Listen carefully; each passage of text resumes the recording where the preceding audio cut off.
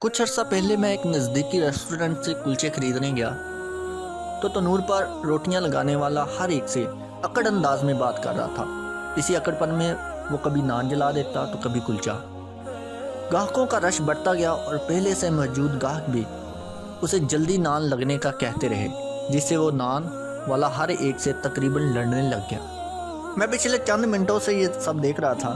میری باری آئی تو اس نے میرے لیے کلچے تندور سے نکالنے شروع کیے۔ یہ کلچے کافی حد تک لال ہو کر جلنے کے قریب ہو چکے تھے۔ میں نے وہ کلچے دیکھ کر اسے کہا کہ تم ماشاءاللہ بہت اچھے کاریگر لگتے ہو۔ اس طرح کے لال کلچے جو جلے بھی نہ ہوں کوئی عام آدمی نہیں لگا سکتا۔ میری بات سن کر اس نے میری طرف ایسے دیکھا جیسے اسے یقین نہ آیا ہو۔ میں نے اس کا مزید حوصلہ بڑھاتے ہوئے کہا کہ اس پورے علاقے میں تمہارے جیسا استاد نہیں ہوگا، کاش تم پہلے اس تندور میں آ جاتے۔ یہ بات سن کر اسے تنور والے کو جیسے بھرپور توانائی مل گئی ہو۔ یکدم اس کا موڈ خوشگوار ہو گیا، چہرے پر مسکراہٹ آ گئی اور اس نے کہا، صاحب جی، اگر سب لوگ تھوڑا صبر کر لیں تو انہیں بہترین سودا ملے گا۔ وہ دن ہے اور آج کا دن، میں جب بھی جاؤں وہ میرے لیے اسپیشل نان خود لگاتا ہے۔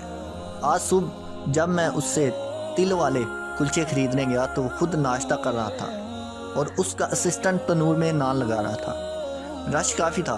اس نے اپنے اسسٹنٹ کو کہہ دیا کہ وہ باقیوں کو نان لگا دے، میرے لیے وہ خود لگائے گا۔ اس نے جلدی جلدی ناشتہ ختم کیا اور بہترین قسم کے بھرے ہوئے تلوں والے کلچے لگا کر دیے۔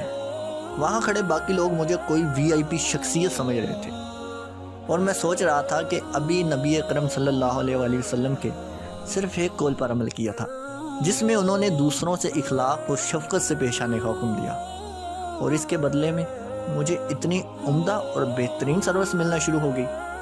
اگر تمام افکار پر عمل کر لیا جائے تو دنیا میں ہی جنت مل جائے گی۔